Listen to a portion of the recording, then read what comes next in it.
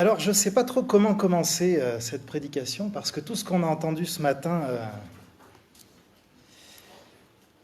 voilà, cette prédication s'intitule Entrons dans les profondeurs. Et je crois que ce matin, on a entendu un certain nombre de témoignages et de prières de gens qui sont entrés dans les profondeurs, qui sont allés au-delà de la surface avec l'Évangile. Seigneur, donne-moi ceci, donne-moi ça. Seigneur, tu vois mon problème, sors-moi de là, accompagne-moi, comble-moi. Tout ça, ce sont des bonnes prières, des prières nécessaires. Nous sommes appelés à présenter nos besoins au Seigneur. Mais si nos prières ne ressemblent qu'à ça, seulement des demandes, on navigue en surface. Alors, dans la Genèse, il nous est dit que l'Esprit planait à la surface des eaux. Donc il y a de l'espoir, et ces prières-là sont aussi inspirées par l'Esprit. Mais on peut aller plus profond que ça. Et Dieu veut que nous allions plus profond que ça. Je crois que j'ai abordé un petit peu ça la dernière fois quand j'ai introduit la prédication en disant « Vous voulez plus de Jésus dans votre vie ?» Vous avez entendu ces prédications-là, on les entend et elles sont bonnes parce que c'est vrai, on aspire à ça, plus de vie, plus de Jésus, sa présence toujours plus forte. On veut être béni, encouragé. Et puis, c'est un peu la douche froide quand on entend « Vous voulez plus de Jésus dans votre vie ?» Eh bien, repentez-vous. Alors ça, c'est moins drôle. C'est moins marrant. D'ailleurs, c'est pas repentez-vous, c'est repentons-nous, bien sûr. Mais on s'en tient parfois à la surface des choses. On voudrait la bénédiction, mais pas la croix. On voudrait la vie parce qu'il y a une promesse de vie abondante, et ça nous inspire bien, évidemment. On souhaite ça tous, et c'est bien normal.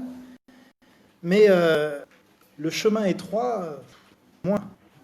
Et puis la vérité, en particulier la vérité sur nous-mêmes, quand on se regarde en face, parce qu'on a le Seigneur qui nous fait miroir, elle n'est pas toujours très belle.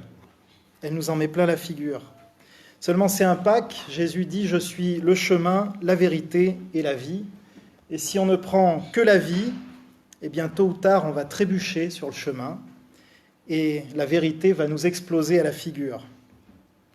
C'est pour ça que la théologie dite de la prospérité est intenable.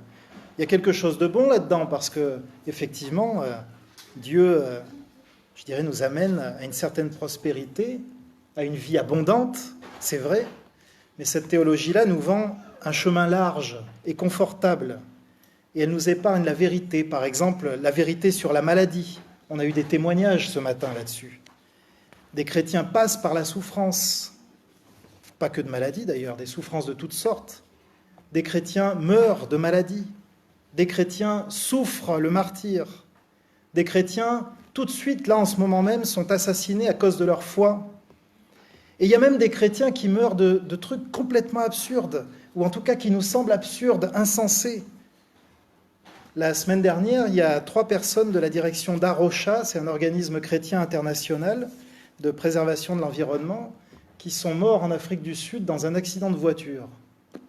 Pourquoi ? Ça a quel sens ? C'était même pas pour leur foi, ils n'ont pas été persécutés, ils n'ont pas été arrêtés par des musulmans fanatiques ou je ne sais quoi, non. Non, ils ont eu un accident, ils sont morts tous les 3. Le chemin est étroit, mais unis à Jésus dans sa mort, les chrétiens le sont aussi dans sa résurrection. Et la vie abondante, elle est là, quand bien même on se tordrait de douleur dans un lit d'hôpital. Et je sais que ça, c'est inaudible pour un non-croyant, parfois même pour un croyant. C'est même offensant pour un non-croyant. Et je ne fais pas là du dolorisme, il n'y a pas de gloire dans la souffrance elle-même. La souffrance, elle est à combattre, absolument, tant qu'on peut. On n'a pas à la rechercher ou à la valoriser. Mais notre gloire, c'est le Seigneur. Dans la santé comme dans la maladie, notre gloire, c'est le Seigneur. On ne peut simplement que constater que parfois, le chemin qu'il choisit pour glorifier son nom dans nos vies et à travers nos vies, c'est effectivement un chemin de souffrance. Ça peut nous étonner, mais on peut aussi se rappeler la vie de Jésus, qui n'a pas été à proprement parler une vie très agréable au sens humain du terme. Jésus n'est pas mort paisiblement entouré des siens, tandis qu'il dormait du sommeil du juste. C'est pas comme ça que ça s'est passé a priori. Alors le texte qu'on va lire ce matin, il nous parle de prière. En fait, c'est une prière. C'est celle de Néhémie devant les ruines de Jérusalem. Je continue sur ma série. Et Néhémie, dans cette prière, nous montre, je crois, les ingrédients d'une relation en profondeur avec le Seigneur. Alors, si vous aspirez à ce type de relation, je vous invite à ouvrir grand vos oreilles et puis à ouvrir grand votre Bible aussi. En Néhémie, au chapitre 1, Néhémie, chapitre 1, et je lirai les versets 4 à 11. Hop. Ils sont là. Alors, la dernière fois, j'avais introduit le contexte de ce livre de Néhémie, le contexte historique. Et donc là, je rappelle simplement, dans les 4 premiers versets, Néhémie reçoit un peu un rapport de la situation de ce qui se passe à Jérusalem. Et on lui dit ceci: ceux qui sont restés en activité sont là dans la province au comble du malheur et du déshonneur. Il y a des brèches dans la muraille de Jérusalem et ses portes ont été détruites par le feu. Et ensuite viennent les versets 4 à 11. Lorsque j'entendis ces paroles, dit Néhémie, je m'assis et je me mis à pleurer. Pendant plusieurs jours, je pris le deuil, je jeûnai, je priai devant le Dieu du ciel. Je dis, s'il te plaît, Seigneur, Dieu du ciel, Dieu grand et redoutable, toi qui gardes l'alliance et la fidélité envers ceux qui t'aiment et qui observent tes commandements, je t'en prie, que ton oreille soit attentive, que tes yeux soient ouverts pour entendre la prière que je t'adresse, moi, ton serviteur. Je suis en prière devant toi aujourd'hui, jour et nuit, pour les Israélites, tes serviteurs, en confessant les péchés des Israélites, nos péchés contre toi. Moi et ma famille, nous avons péché. Nous avons vraiment mal agi envers toi. Nous n'avons pas observé les commandements, les prescriptions et les règles que tu as données à Moïse, ton serviteur. Souviens-toi, je t'en prie, de cette parole que tu as donnée à Moïse, ton serviteur. Lorsque vous commettrez des sacrilèges, je vous disperserai parmi les peuples. Mais si vous revenez à moi, et si vous gardez mes commandements et les mettez en pratique, alors quand même vous seriez bannis aux extrémités du ciel, de là je vous rassemblerai et je vous ramènerai vers le lieu que j'ai choisi pour y faire demeurer mon nom. Ils sont tes serviteurs et ton peuple, que tu as libéré par ta grande puissance et par ta main forte. S'il te plaît, Seigneur, que ton oreille soit attentive à ma prière et à la prière de tes serviteurs qui désirent craindre ton nom. Donne-moi aujourd'hui de réussir et accorde-moi la compassion de cet homme. Or moi, j'étais alors échanson du roi. Jusque-là, la lecture de la parole.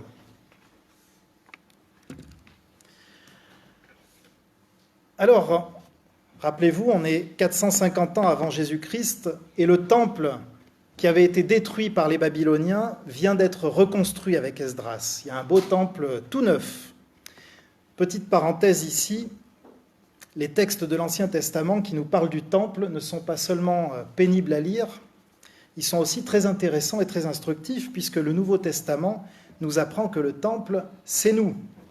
Donc il y a beaucoup à apprendre de nous, de nous-mêmes à travers ces textes. Et par exemple, on apprend que nous sommes faits pour l'adoration.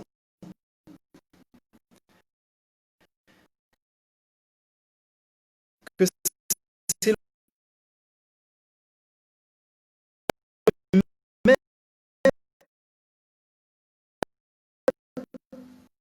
de pourquoi nous sommes faits. Nous sommes faits pour adorer Dieu. Dieu globalement, on n'a pas de d'or. Parce que ici, il est beau. Il est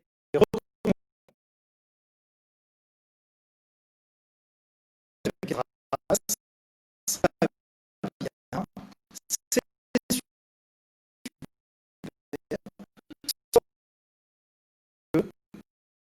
les murailles de notre Dieu. Je crois, des profondeurs que Dieu désire atteindre dans sa relation avec nous. Et je pense qu'on peut évaluer si notre relation avec Dieu est encore à la surface ou si au contraire on commence à descendre, à nous immerger de la présence du Seigneur, à nous enivrer de son Esprit Saint. Et plus encore qu'évaluer, j'espère que cette prière va être une invitation pour chacun d'entre nous, et bien justement à nous immerger dans ces profondeurs-là. Alors, Néhémie commence par une parole de louange, d'adoration. Dieu du ciel, Dieu grand et redoutable, toi qui gardes l'alliance et la fidélité envers ceux qui t'aiment et qui observent tes commandements. Et au fond, toute relation avec Dieu commence par la reconnaissance de qui il est, et ça nous amène à le louer, surtout quand on regarde qui nous sommes à côté. Ça nous amène à le louer, à l'adorer. Au début, peut-être on ne sait pas grand-chose de lui, mais il y a quand même, à un moment donné, cette reconnaissance de sa grandeur et de notre petitesse. Et ça nous met à genoux. Dieu grand et redoutable, dit Néhémie. Est-ce qu'on adore le Seigneur ? On l'a fait ce matin. Est-ce qu'on a l'habitude de le faire ? Quelle place l'adoration prend dans notre vie de piété ? Je le répète, j'espère qu'on adore le Seigneur parce qu'on est fait pour ça. Dieu nous a créés pour sa propre gloire. On est fait pour l'adorer. Colossiens 1, verset 16 dit « Tout a été créé par lui et pour lui ». Éphésiens 1, verset 4 jusqu'à 6 dit « En lui, Dieu nous a choisis avant la fondation du monde pour que nous soyons saints et sans défaut devant lui, un beau temple bien réparé, des murailles bien bâties.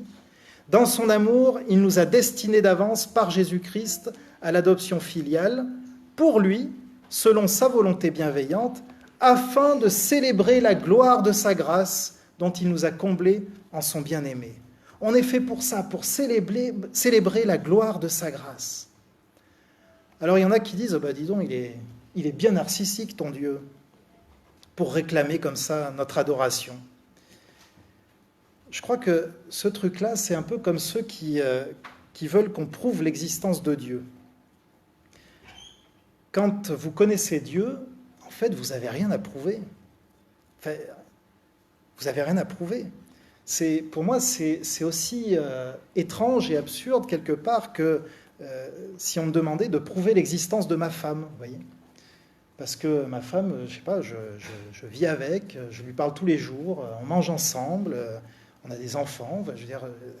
Alors on peut venir me voir en disant « Mais non, tu es dans la matrice, tout ça c'est un rêve, la vraie vie est ailleurs et tout ce que vous voulez. » On ne m'enlèvera pas cette relation que j'ai avec ma femme. On pourrait argumenter sur le fait qu'elle n'existe pas. D'ailleurs, vous ne la voyez pas, elle n'est pas là. Vous voyez, hein ? Donc elle n'existe pas. Je ne la vois pas, elle n'est pas là. Elle n'existe pas. Et très sincèrement, j'aurais sans doute du mal à trouver des arguments pour vous prouver le contraire. Je veux dire, parce que qu'est-ce que vous voulez répondre à un truc pareil ? Mais moi, je sais la relation que j'ai avec elle. Et cette question liée à l'adoration, pour moi, c'est un peu du même tonneau. Quand vous comprenez à quel point vous êtes fait pour l'adoration, à quel point l'adoration est essentielle à une vie pleine et abondante, à quel point, en fait, votre propre adoration, c'est un cadeau que Dieu vous fait à vous, avant même d'être un cadeau que vous lui faites à lui, vous ne vous posez plus tellement la question de savoir si Dieu est narcissique, parce que vous savez qu'il ne l'est pas. Vous savez que si vous l'adorez, c'est parce qu'il vous aime. L'origine de votre adoration, elle n'est pas dans la mégalomanie de Dieu, elle est dans son amour. Dans son amour pour lui-même. Alors ça, on se dit, tiens, c'est quoi ce truc ? Parce qu'on placarde notre narcissisme sur Dieu. Mais lui n'est pas narcissique. Son amour pour lui-même, il l'a parce qu'il est amour dans son essence. Personne d'autre que lui n'est amour en essence. Comment est-ce qu'on peut comprendre ça ? Et puis aussi son amour pour nous, parce que l'adoration, elle est bonne pour nous. Et pourtant, l'adoration est peut-être bien le parent pauvre de nos prières. Je ne sais pas pour vous, je ne connais pas votre piété personnelle. En tout cas, Néhémie, c'est par là qu'il commence. Alors, je ne crois pas qu'il faille utiliser la prière de Néhémie pour en faire une espèce de liturgie de notre prière, en mode on doit prier comme Néhémie et donc il faut toujours commencer par l'adoration absolument.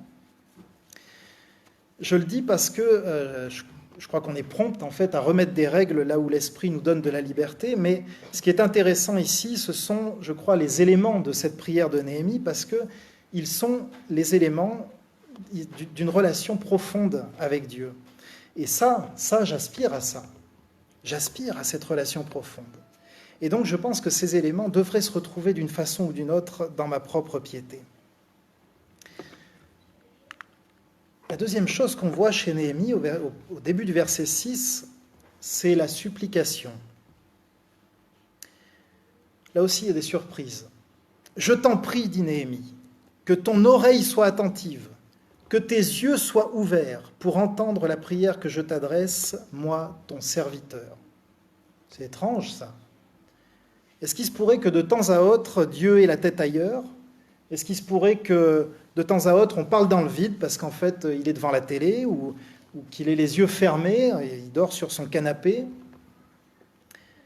Non, Dieu ne dort pas. Un psaume nous le dit d'ailleurs, Dieu ne dort pas, il ne sommeille pas.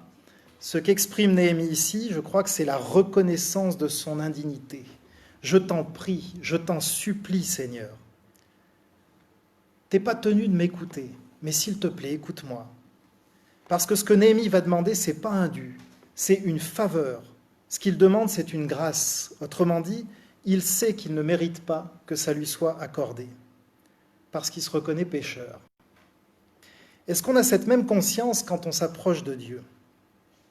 On dit volontiers que tout est grâce. Quand nous recevons quelque chose, en général, on remercie assez facilement. Mais quand on ne reçoit pas, quand Dieu ne nous exauce pas ou pas dans les termes dont on pense qu'il aurait dû le faire, si on est cohérent, je pense qu'à ce moment-là, on devrait réaffirmer la justice de Dieu. On l'a entendu ce matin d'ailleurs, dans les témoignages, dans les prières. On pourrait lui dire, Seigneur, je ne comprends rien à ce que tu fais. On pourrait même lui dire, je crois, j'aime pas ce que tu fais. Ça ne me plaît pas, je ne comprends pas. Les psaumes le font. Jusqu'à quand, Seigneur ? C'est quand qu'elle vient ta justice ? On a le droit de faire ça. Les psaumes nous y autorisent. Mais les psaumes, quand même, souvent, bien souvent, terminent aussi par une réaffirmation de la confiance qu'on fait à Dieu. On ne comprend rien, mais on te fait confiance. Je te fais confiance. Tu es mon Dieu. Ma vie est entre tes mains. Parce que la vérité, c'est que Dieu ne nous doit rien. Il ne nous est redevable de rien. Tout ce qu'on reçoit de lui, c'est pure grâce. Et ça va même un petit peu plus loin que ça, parce que ce n'est pas tout à fait juste de dire que nous ne méritons rien. Nous sommes pécheurs, et le salaire du péché, nous dit Romains 6, 23, c'est la mort. Si on cherche quelque chose qu'on mérite, on l'a là. C'est pas gai, hein ?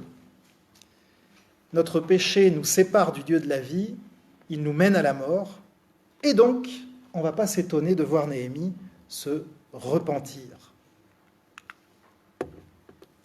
Est-ce que la repentance fait partie de notre vie de piété ? Au sujet de la repentance, au-delà de ce que j'ai déjà dit de sa nécessité, puisque notre péché nous sépare de Dieu, je vais faire deux remarques. La première, c'est que Néhémie se trouve à Suse. J'ai dit, c'est la capitale hivernale des rois de Perse, c'est à l'ouest de Babylone. Babylone est ici, Suse est ici, et Jérusalem ici. Donc Suse, Jérusalem. Toc. C'est plus grand, Jérusalem, Suse. Et alors je me suis amusé, parce que maintenant on peut faire ça, c'est bien pratique. Google Maps, je dis c'est combien ? Comme il n'y allait pas en voiture, j'ai pris à pied. Ça fait une tirée quand même, hein. Alors ça, c'est sans dormir, sans manger, c'est 329 heures de marche continue, quoi. Alors on peut imaginer qu'il avait quelques moyens de transport, mais enfin, ça fait loin, 1632 km, 329 heures, c'est pas à côté. C'est vraiment pas à côté. Néhémie est géographiquement loin de Jérusalem. Et mieux que ça, l'exil, il a eu lieu 70 ans plus tôt, donc il est probable que Néhémie soit pas né sur le territoire d'Israël, peut-être même qu'il n'y a jamais mis les pieds sur ce territoire. Donc Néhémie est loin géographiquement, mais il est loin temporellement aussi de Jérusalem. qu'est-ce qu'il aurait été facile pour lui, en fait, de regarder les choses de l'extérieur. Depuis Suse, il aurait pu dire, mais Seigneur, pardonne-leur, pardonne-leur. Ils n'ont pas observé tes commandements. Qui lui en aurait voulu? Ça n'aurait pas été juste de prier comme ça? Est-ce qu'il n'était pas d'ailleurs lui-même finalement victime du péché de ses ancêtres? Est-ce qu'il n'était pas hyper bien placé pour porter un regard critique et amer sur son propre peuple en disant « mais ils ont fait n'importe quoi » ? Et pourtant, Néhémie, il ne se désolidarise pas du peuple. Il ne s'exclut pas du peuple. Mieux encore, il se déclare personnellement coupable. Il dit « moi et ma famille, nous avons péché ». Est-ce que nous savons, nous aussi, faire corps avec l'Église ? Est-ce que nous considérons que nous sommes au milieu de nos frères, avec eux, que leur souffrance, c'est aussi la nôtre, que nous ne sommes pas étrangers à leurs besoins de repentance, puisque nous aussi, nous sommes pécheurs? Ou bien est-ce que nous considérons qu'on est à 1600 kilomètres de nos frères, qu'on est à 329 heures de marche, 70 ans de distance, quand bien même on serait ici ce matin dans cette assemblée? Et ça nous permet de porter un regard vraiment du dehors, de porter un regard critique et amer sur la vie de l'Église, peut-être même de condamner l'Église. En d'autres termes, vis-à-vis de l'Église, est-ce qu'on est à Suse ou est-ce qu'on est à Jérusalem? Néhémie, bien qu'à Suse, il était à Jérusalem. La deuxième remarque, elle porte sur la précision de la repentance. Alors, je ne vais pas trop m'étendre là-dessus, mais il est bon de noter, je crois, que Néhémie nomme les choses clairement. Nous n'avons pas observé les commandements, les prescriptions et les règles que tu as données à Moïse, ton serviteur. C'est ça, notre péché. Se repentir, c'est pas seulement dire « Seigneur, j'ai péché, pardonne-moi ». Se repentir, c'est nommer le péché. Étymologiquement, confesser, c'est avouer avec. Alors avec qui? En premier lieu, avouer avec Dieu. J'avoue avec Dieu que ce que j'ai fait est un péché. C'est ce que Dieu dit de cette situation, et je le dis avec lui. Je me mets en accord avec Dieu sur ce qu'il dit de ma faute. Et donc pour ça, il faut que je nomme le péché. Dire « j'ai péché », c'est finalement assez facile, ça ne mange pas de pain parce que tout le monde a péché. Mais dire, même dans l'intimité de notre chambre, « Seigneur, hier encore j'ai succombé à la tentation, je reconnais devant toi que j'ai encore menti à mon épouse, et je reconnais avec toi que c'est un péché. Je te demande pardon. » Ça c'est moins facile. Et il y a encore plus difficile, puisque l'apôtre Jacques nous dit « Confessez vos péchés les uns aux autres, et souhaitez-vous du bien les uns aux autres, pour que vous soyez guéris. » La prière du juste mise en œuvre a beaucoup de force. Jacques 5, verset 16. Ça, c'est exigeant. Non seulement il faut que je le dise à Dieu, mais en plus, dans la mesure du possible, il faut que je le dise à un frère ou à une sœur. Peut-être même qu'il faudrait que je le dise à ma femme, éventuellement. C'est coton, hein? En matière de péché, affronter la vérité en face, c'est le chemin étroit qui mène à la vie. Et c'est aussi un préalable indispensable pour pouvoir nous présenter devant Dieu et plaider notre cause. Et c'est ce que va faire Néhémie. Et ce plaidoyer, je crois, hop là, je le crois tellement que je ne l'ai pas mis, il fait partie de la repentance. On va voir. Au verset 8 à 10, Néhémie plaide sa cause. Et il le fait sur la base des promesses de Dieu.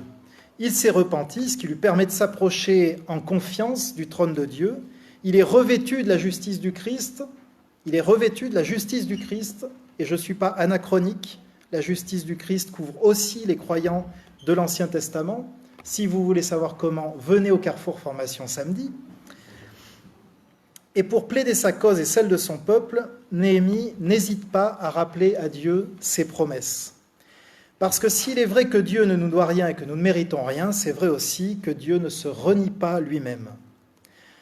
Alors ce que fait Néhémie ici, ce n'est pas une tentative de faire pression sur Dieu pour faire ployer sa décision, je ne crois pas. Ce qu'il fait ici, c'est qu'il témoigne de sa foi.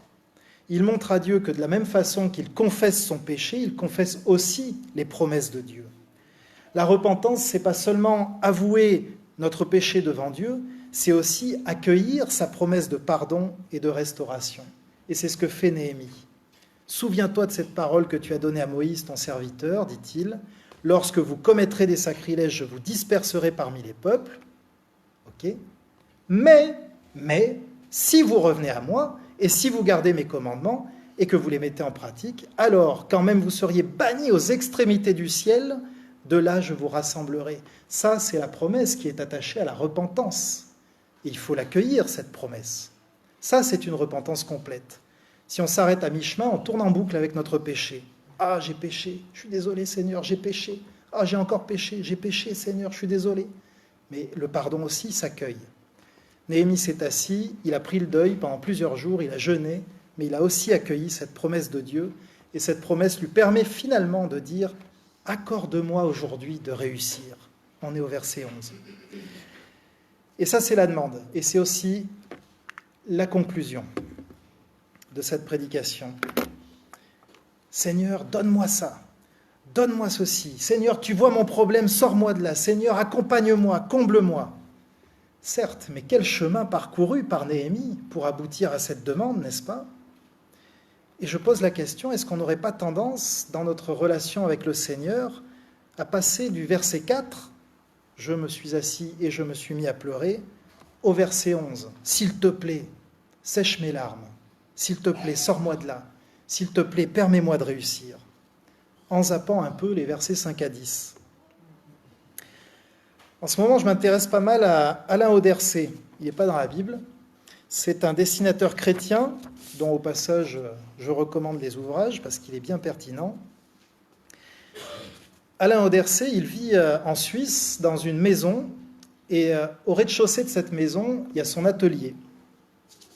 Donc pour aller de son salon à son atelier, il a juste un étage à descendre. Et pourtant, il explique que tous les matins, il prend un raccourci pour aller à son atelier. Alors, on se demande un peu un raccourci. On ne voit pas trop à quoi ça peut ressembler. Peut-être une rampe comme pour les pompiers ou je ne sais pas. Mais en fait, non. Il sort de chez lui et il part dans la forêt. Puis après, une fois qu'il est allé dans la forêt, hop, il revient à son atelier. Ça, c'est son raccourci. Pourquoi ? Parce que dans cette forêt, il va à la rencontre du Seigneur. C'est là qu'il prend... Alors, c'est la forêt, ça pourrait être... C'est ce que vous voulez, mais en tout cas, c'est ce temps où il va passer du temps avec le Seigneur. Et ce qu'il explique, c'est simple, c'est que prendre du temps avec Dieu, c'est toujours un raccourci. Prendre du temps avec Dieu, c'est nous replacer correctement devant lui. C'est être plus au clair sur les décisions qu'on a à prendre. C'est recevoir le pardon là où on aurait pu laisser l'amertume s'installer. C'est sentir sa présence là où on aurait pu finalement se sentir seul et désemparé. Bref, le temps perdu avec Dieu, c'est du temps de gagner. On ne gagne pas de temps en fait à passer de notre lamentation à notre demande. Ça ressemble à un raccourci, mais ça n'en est pas un. Tout ce chemin-là est important. Alors, je l'ai dit, je ne pense pas que ça soit une liturgie pour notre prière. Il faut faire comme ça, comme ça, comme ça. Mais dans notre vie de piété en général, je pense qu'on doit passer par toutes ces étapes-là. Ça fait partie de notre vie spirituelle, ces étapes-là. Et on gagne du temps quand on y passe. On gagne en passant dans notre relation avec le Seigneur par l'adoration, par la reconnaissance qu'il ne nous doit rien, que tout est grâce, par la repentance qui inclut non seulement la confession de notre péché, mais aussi l'accueil de ses promesses. Et finalement, au bout du compte, on aboutit à une demande qui est conforme à sa volonté. Et ça, c'est pas du temps perdu, c'est du temps de gagner. Je vais prier.